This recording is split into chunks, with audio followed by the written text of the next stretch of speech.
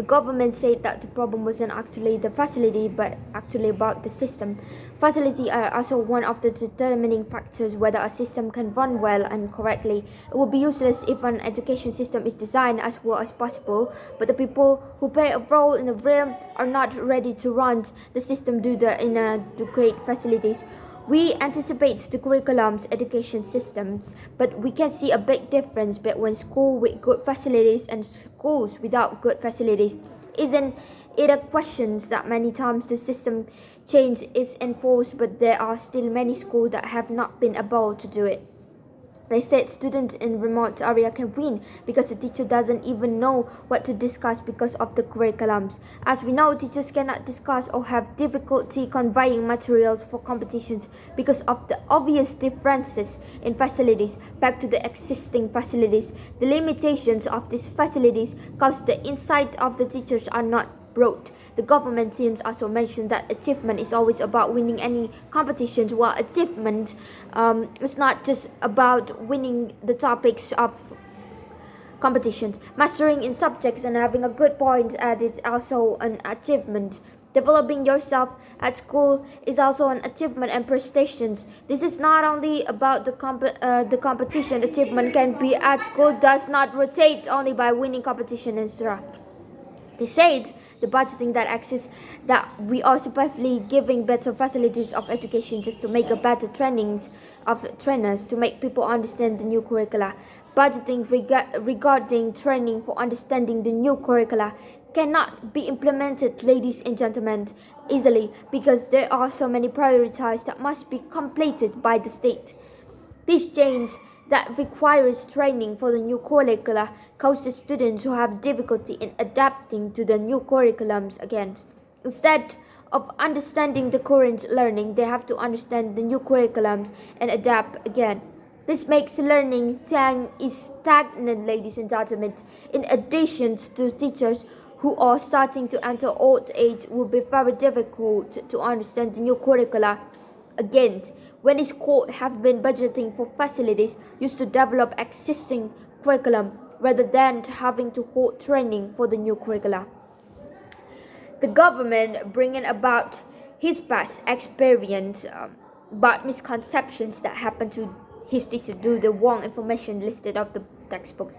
We must take this statement again because it is possible that the misconceptions about this concept occur due to the misunderstanding of the authors of the book when writing the textbook, or the teacher who misunderstood the curricula. It is be seen that mistakes can come from adequate facilities. Facilities are not merely about buildings or school electronics or better chairs or better tables. It's not only that, ladies and gentlemen, but facilities can be in front of book authors who understand the curriculum and also accreditate teachers to teach the student at school. Instead of changing the curricula, it is better if we can develop a curriculum that is already available, ladies and gentlemen. As we know, ladies and gentlemen, the national curriculum is an education system that will be implemented in all schools under the auspices of the government. The curriculums cannot be far away from the facilities, ladies and gentlemen. Facilities are the key to successful curriculums, ladies and gentlemen, with adequate facilities such as teachers, textbooks, technologies, and etc. Students can be improved their achievement, ladies and gentlemen. More can be done with adequate facilities. It is unfortunate that the curriculum has not been able to run successfully, but the system must be replaced again and again.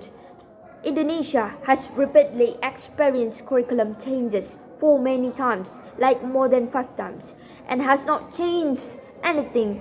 As we know, our new curriculum is currently the independent curriculum that we call it Curriculum Merdeka, holds a lot of potential for students to develop their skills in their achievement. But as long as this curriculum runs due to inadequate facilities and people who are paid roles have not understood and are ready to run causing this curriculum not to be able to process optimally, ladies and gentlemen. The mechanisms that the government team says, number one is equalize the great in the book with the great at the national level. Ladies and gentlemen, people's needs are different because school teachers and students are heterogenic. They have a different needs, so we will let them choose, ladies and gentlemen. It's not the government choose. It's not the government spaces to choose what they want and what they need. The government spaces is to give better facilities for every school in whole Indonesia to have a better facilities to be used for them to learning. Number two, budgeting for training for teachers and trainers for the competitions. Achievement is not the first things that the educational board wanted. Achievement is equalizing basic education, not achievement in this case. Okay, curricula is a core of education, but the problems about achievement and our society is the low quality of education in Indonesia because it is not evenly distributed fairly around Indonesia, ladies and gentlemen. Not everyone needs a debate skills, but everyone needs a basic education.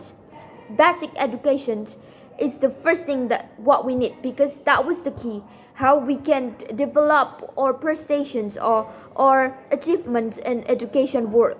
Achievement in the competitions is theory in the educational world, ladies and gentlemen. As we said many times above, we will not reform curriculums, but we want to develop the curriculums that already exist. Curriculums by supporting it with adequate facilities and adequate human resources. We will further develop the Y curriculums because with this facilities and educationals will be evenly distributed and the fundamental problems can be slightly resolved. I will say how not significant reformations of the curriculums is. The curriculum is something important, but the change has not been so ardent to do so. Personally, the difference in facility owned by each school in Indonesia is very different. This is what and for why facilities are more important priorities about the curriculums. Because facilities are more urgent, as we know that for years Indonesia has been changed the curriculums, but nothing has been successful. This proves that changes to curriculums does not have a significant impact. Precisely what makes a curriculum successful is the people who play a role in it. As such a good teacher, book are accorded with the existing curriculums and even adequate coaches. The things I mentioned earlier are also part of the facilities. After listing the facts above, it can be said that reforming the curriculums is not a good idea. That's all from me. Back to Opus.